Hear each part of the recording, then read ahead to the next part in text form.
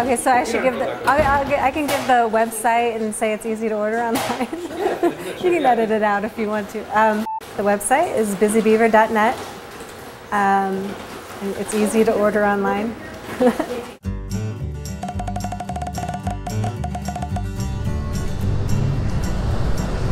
Hi, I'm Kristen Carter. I own Busy Beaver Button Company.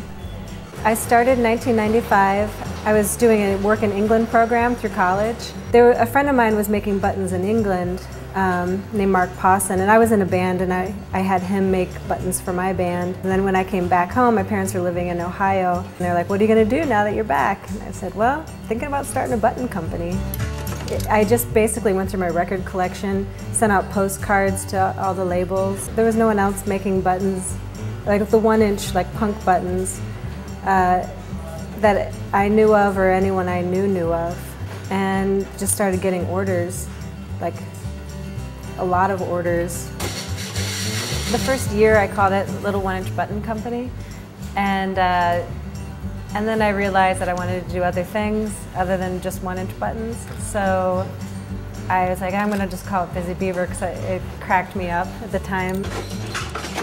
First had, just like hand machines, and then moved up to a pneumatic machine that had air compressor. It was really loud and it sounded like I was wrestling snakes. And then finally in '99 I got first electric machine. Now we have 3 electric machines.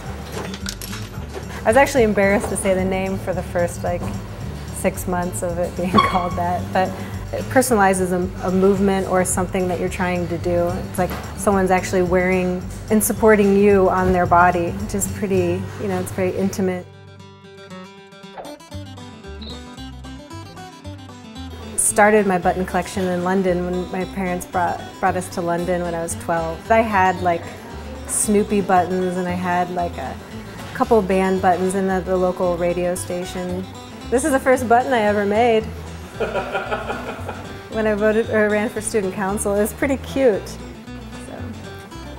And we won. This is a prototype for the very first button we ever made. It's really dirty. Well, I'm actually doing a lot of research on button history in the United States because we're doing a little museum here. This is that box of old art buttons that somebody made that were just so cool. Here's so we save one of every button, so here's some recent ones we've done. Here's a 24 karat gold one, Michael Jackson. This woman is Susan Boyle fan. Oh, I love all these old lithograph buttons. I'm poor but good looking. I know that I have a bunch that are worth $100, which isn't that expensive, but in the world of buttons, it's kind of it's a high-end button, Honda Monkey, good one. Bottle, you can make a button into a bottle cap opener, a beer bottle opener. This one is a talking button. Oh wait. It must have ran out of batteries.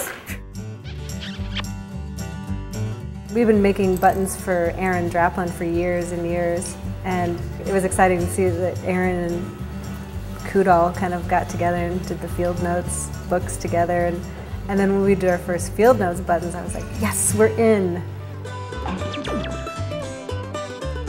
So we get the order, we lay it out, tile it out on the sheet, print out the buttons, staple a stack of them. Right. Now we're going to cut them, and then cut out a bunch at once.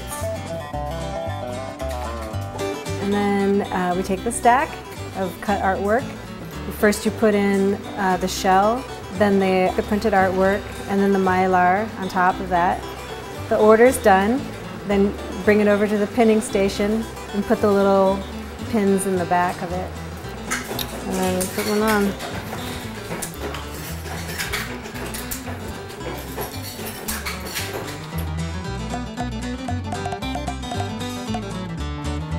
Yeah, you can just leave that off, but that's, okay. It's Duratone, and that's the color is packing brown wrap. So okay, packing brown wrap. It's the same paper we use for the books. Okay, so we use the French paper Duotone.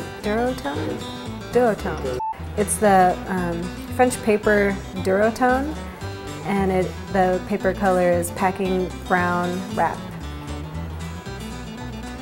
And it's the same paper they use for the covers of the field notes.